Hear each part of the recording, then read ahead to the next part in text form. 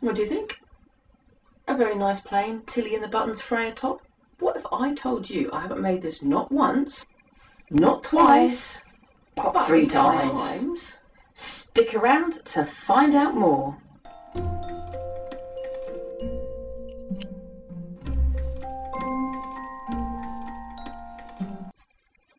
Hey guys, welcome back to the channel. I hope you are well. I am very well, thank you for asking. It's a lovely sunny day outside and I'm full of the joys of spring.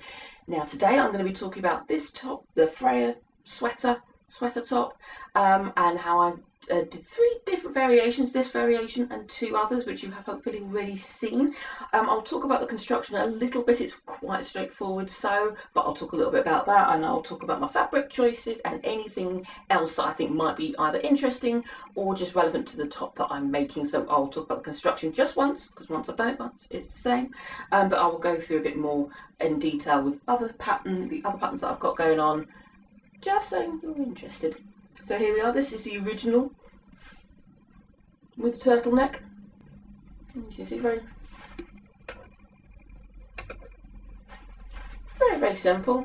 A nice simple grey fabric I bought from Ginny's Emporium, my local fabric store down in Lewisham.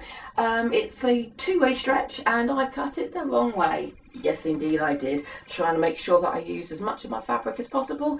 I cut it on the, remember that, I didn't cut it on the stretchiest bit. That's the stretchy bit. Boing, boing, boing. No, I cut it that way. I think it's fine. It's actually quite shapely. It nips in quite nicely. It's got a very lovely length. As you can see, hits me just there, which is perfect for me. It means that it doesn't always ride up when I wear jeans.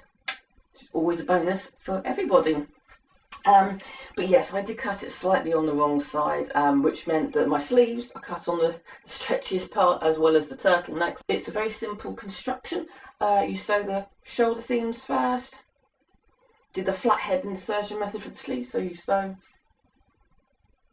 it open, so you sew the shoulder line. That's a very hard thing to say.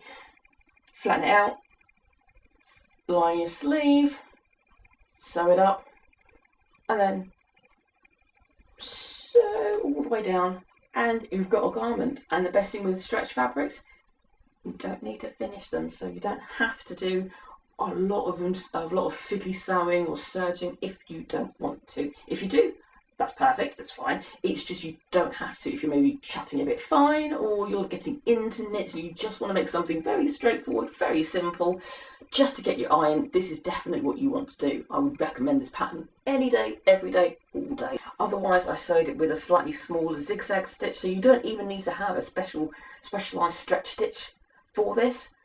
You can just use a normal zigzag stitch, which I did do. Some fabrics you do need to do a stretch stitch, especially if you're making something quite close to the body, so a swimsuit, leotard, leggings, anything that's going to have a lot of pressure put on the seams. I really would recommend a stretch stitch, but for something like this, you don't need any pressure on anywhere. Zigzag stitch, mwah. Perfect. The neck part is reasonably straightforward to sew in as well. Don't think I can really say too much about that. You do it after you've sewn the shoulders lined up, so you can do it shoulders, neck, sleeves, rest of the body. It's kind of up to you how you want to do it. Neither here nor there, is whatever you feel most confident with. The stretch book that I got this from is really good with instructions. It's perfect for beginners in terms of stretch stitching. Here we go. Well, what do you think? It's quite a thing, isn't it? Yay, I know. I'm going to try and keep still. I can see that the camera's going, roar. So if it's going, roar, then you're going, roar. So, okay. This was just a bit of fun. It's a bit kind of Sleeping Beauty, you know, when the fairies have an argument, is it blue, is it pink? I've had a lot of fun with this. This is possibly my longest whip that I have had going. I probably started this back in October, not last year, but the year before.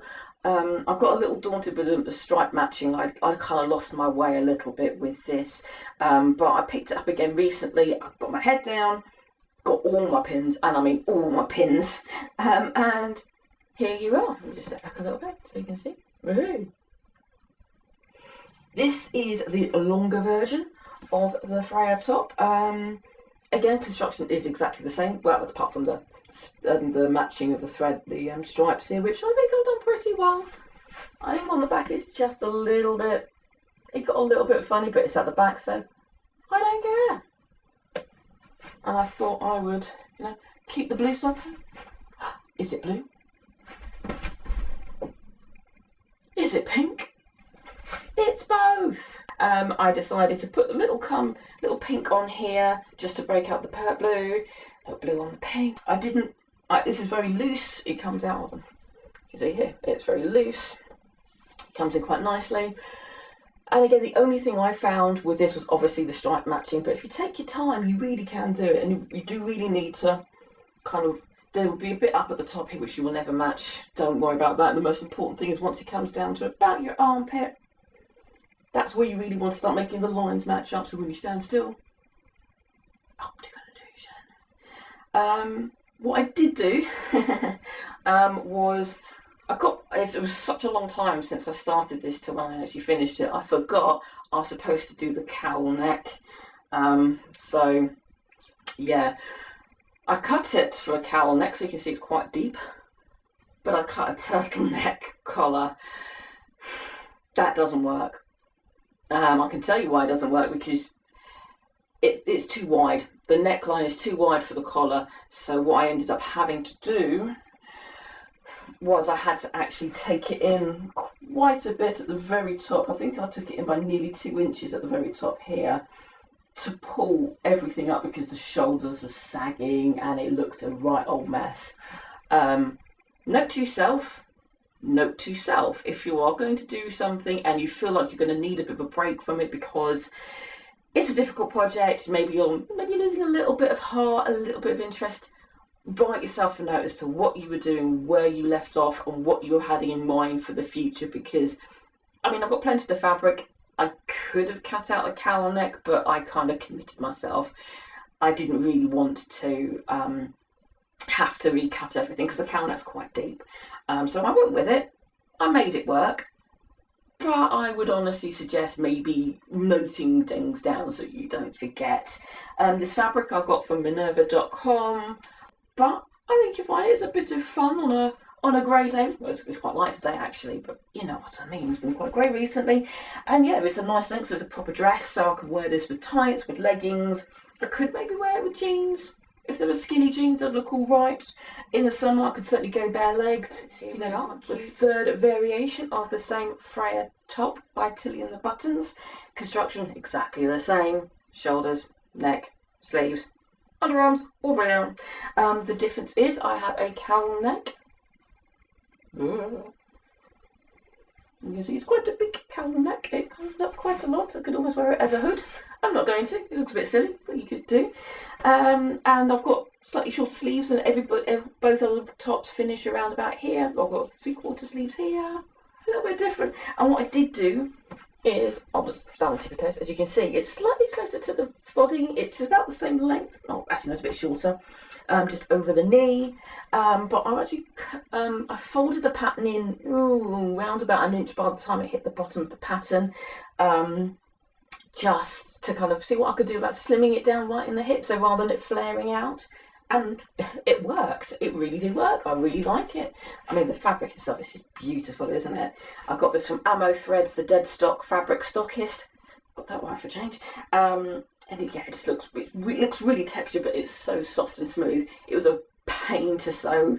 Oh wow, yes. But I think because it had so much elastine or whatever in it, but my needle kept hitting and bouncing, so the stitching isn't as good as I really would have liked it to have been, but it's as good as it's ever going to get. So maybe do a bit of testing when you do some of your knit fabrics. For some fabrics, like my stripe fabric, beautiful to work with. This, not so much, but practice makes perfect, and the more you sew, the more you understand about fabric, the more you go, nope, never doing that again, versus I contain you. I contain you. Easy to see. Look. Very nice indeed. I love it. Again, it's the right length for leggings, jeans, probably not bare legs. maybe 20 years ago I might have done, but not so much these days. No. But yeah, I mean, again, this was a really straightforward sew once I got over the difficulties of it. Because it's stretch fabric, I haven't actually finished the hem. Don't tell anyone. I got really annoyed with sewing it, to be honest, so I just thought, no, enough. Let's get this done. But it's lovely, it's so soft, and I think the colour's gorgeous, yeah, and it just looks a bit like flock wallpaper or some transfer stenciling. I love it. I really do. And yeah, so this is the third variation of my Tilly and the Buttons pattern. So you don't have, one pattern, 3 different ways. What more do you want? 4 different ways? 9 different ways? That'd be an interesting Make 9 challenge. 1 pattern, 9 ways. So all that remains to be said is, this has been a Crazy Cat Lady Productions. You've been watching an unoriginal idea.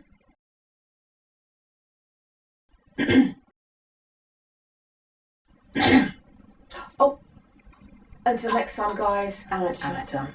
Take care. Bye bye. A new what?